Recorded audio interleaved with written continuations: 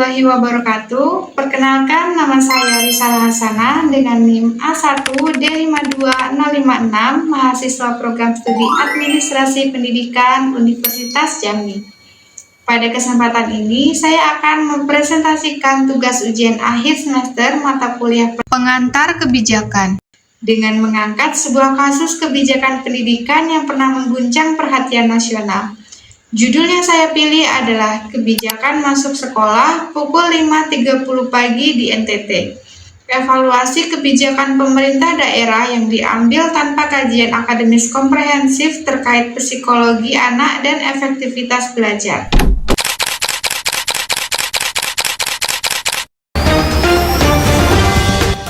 Sekarang izinkan saya menceritakan kronologinya.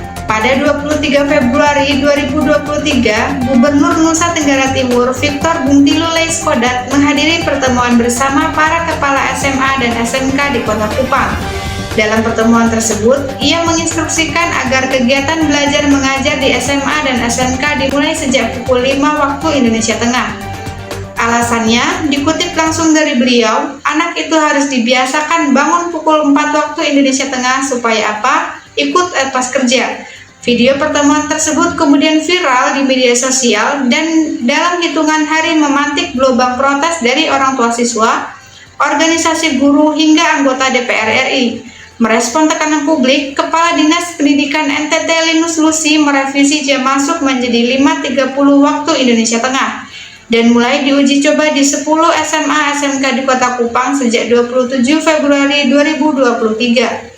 Namun kontroversi tidak berhenti. Kemendikbudristek angkat bicara, DPR menyoroti, para akademisi dari UGM memberikan respon kritis. Dan yang paling mendasar, pertanyaan publik tidak pernah terjawab dengan memuaskan. Di mana kajian akademisnya? Akhirnya, pada 21 September 2023, pejabat Gubernur NTT yang baru, Ayudhya Kalakhya secara resmi menghentikan kebijakan tersebut dan mengembalikan jam masuk ke pukul 7 waktu Indonesia Tengah. Kurang dari 7 bulan sejak kebijakan itu diterapkan. Itulah duduk perkaranya, sebuah kebijakan yang lahir dari instruksi lisan, viral karena kontroversi, dan berakhir bukan karena tujuannya tercapai, melainkan karena tekanan publik. Sekarang saya akan memposisikan diri sebagai analis kebijakan pendidikan. Saya akan membedah kasus ini lewat 4 tahap siklus kebijakan, dan kita mulai dari 2 tahap pertama. Pertama, perumusan kebijakan. Dalam teori perencanaan pendidikan, setiap kebijakan yang sehat harus lahir dari proses yang sistemik, diawali analisis kebutuhan, dilanjutkan kajian akademis, dan melibatkan pemangku kepentingan sebelum kebijakan diumumkan. Yang terjadi di NTT, kebijakan ini lahir dari instruksi lisan dalam pertemuan informal, tanpa dokumen resmi, tanpa kajian lintas disiplin. DPR RI sendiri mencatat belum ada kajian akademis saat kebijakan dijalankan. Bahkan, Gubernur Victor mengakui kejadian baru dilakukan setelah kebijakan berjalan. Ini yang disebut policy without evidence, kebijakan mendahului bukti, bukan sebaliknya. Kedua, sosialisasi kebijakan. Teori komunikasi kebijakan mensyaratkan sosialisasi partisipatif, kebijakan diperkenalkan melalui dialog, bukan dekret sepihak. Yang terjadi, orang tua siswa baru tahu dari video viral di TikTok dan WhatsApp, bukan dari surat resmi sekolah, bukan dari forum musyawarah. Ini bukan sekedar kegagalan birokrasi. Ini kegagalan legitimasi kebijakan yang tidak dikomunikasikan dengan benar sejak awal. Tidak akan pernah punya penerimaan sosial yang kuat, sebagus apapun tujuannya. Di sesi berikutnya, kita akan masuk ke tahap implementasi dan evaluasi, di mana dampaknya jauh lebih konkret dan lebih berbahaya. Melanjutkan analisis kita tadi, kita masuk ke 2 tahap berikutnya. Yang ketiga, implementasi. Disinilah implementation gap paling nyata terlihat dan terjadi di 3 dimensi sekaligus. Secara ilmiah, pakar psikologi perkembangan dari UGM menegaskan tidak ada satupun studi yang membuktikan jam masuk lebih awal meningkatkan kedisiplinan atau prestasi siswa. Remaja secara biologis membutuhkan 8 hingga 10 jam tidur per malam. Ritme sirkadian mereka secara alamiah membuat mereka tidur lebih larut di masa pubertas. Memaksa bangun pukul 4 bukan membangun disiplin. Itu menciptakan defisit tidur kronis yang merusak konsentrasi, memori, dan stabilitas emosi. Secara keselamatan, siswa harus berangkat pukul 4.30 saat jalanan masih gelap dan transportasi umum belum beroperasi. Bagi siswa yang biasa berjalan kaki, ini bukan soal disiplin, ini soal risiko nyata. Secara sosial ekonomi, ibu-ibu harus bangun lebih awal untuk memasak, pedagang harus bersiap lebih awal, seluruh ritme rumah tangga terganggu. Sebuah kebijakan pendidikan yang sampai menggeser sistem ekonomi pasar jelas tidak pernah melewati analisis dampak yang memadai. Yang keempat, evaluasi. Tidak ada mekanisme monitoring independen. Tidak ada indikator keberhasilan yang ditetapkan sejak awal.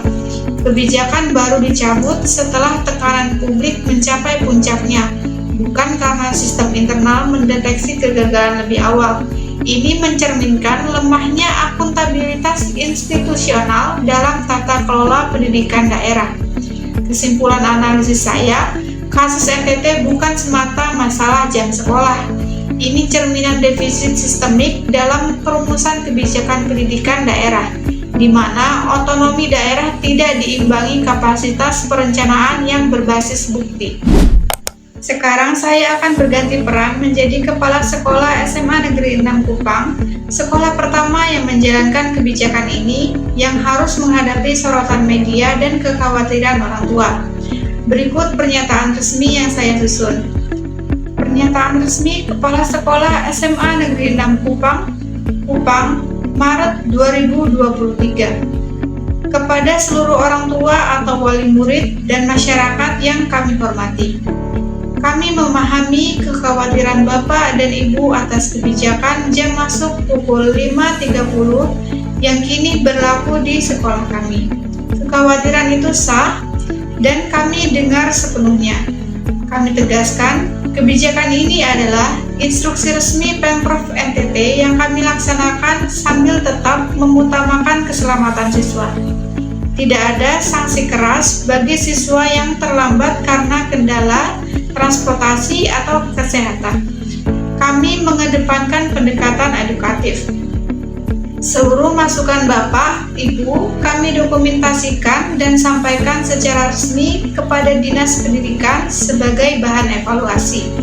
Kami bukan pelaksana pasif, kami akan mendorong agar kebijakan ini dikaji ulang demi kepentingan terbaik siswa. Kami membuka forum dialog dengan orang tua dalam waktu dekat. Karena kepercayaan Anda kepada kami dibangun bukan dari kepatuhan buta, melainkan dari kejujuran dan keberpihakan pada anak. Hormat kami, Kepala SMA Negeri 6 Kupang. Holding statement seperti ini penting karena dalam krisis institusi pendidikan, diam adalah musuh reputasi. Pernyataan ini tidak membela kebijakan yang salah. Ia memposisikan sekolah sebagai pihak yang empati, transparan, dan aktif mendorong perubahan. Kita telah melewati seluruh perjalanan analisis hari ini, dari kronologi kasus, bedah teori kebijakan, hingga praktik komunikasi krisis. Izinkan saya menutup dengan sebuah refleksi yang saya harap bisa kita bawa pulang bersama. Kasus NTT mengajarkan satu hal mendasar dalam perencanaan pendidikan. Kebijakan yang baik bukan hanya yang bertujuan mulia, tetapi yang lahir dari proses yang benar. Tujuan membentuk etos kerja dan kedisiplinan siswa adalah tujuan yang tidak salah, bahkan sangat baik.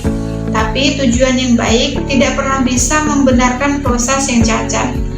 Ketika otoritas ditempatkan di atas data, ketika retorika menggantikan riset, ketika instruksi lisan menggantikan kajian akademis. Yang menjadi korban pertama dan utama adalah siswa. Anak-anak yang seharusnya dilindungi oleh sistem justru dijadikan objek eksperimen kebijakan yang tidak pernah melewati uji ilmiah. Dan ketika komunikasinya pun gagal, ketika orang tua tahu dari video viral bukan dari surat resmi, ketika tidak ada forum dialog, ketika kepala sekolah tidak bersuara, yang hancur bukan hanya reputasi satu gubernur, yang hancur adalah kepercayaan masyarakat terhadap institusi pendidikan secara keseluruhan. Kepercayaan itu jauh lebih sulit dibangun kembali daripada sebuah kebijakan yang dicabut. NTT akhirnya menghentikan kebijakan itu. Itu langkah yang benar. Tapi pertanyaan yang terus kita bawa sebagai calon praktisi pendidikan adalah mengapa harus menunggu 7 bulan dan gelombang protes publik untuk sampai pada keputusan yang seharusnya sudah bisa dibuat sebelum kebijakan itu pernah diterapkan. Semoga kasus ini menjadi pengingat bagi kita semua bahwa merencanakan pendidikan bukan soal siapa yang paling berkuasa membuat kebijakan, tapi soal siapa yang paling bertanggung jawab terhadap dampaknya. Sekian dari saya, terima kasih telah menyimak. Saya akhiri, wassalamualaikum warahmatullahi wabarakatuh.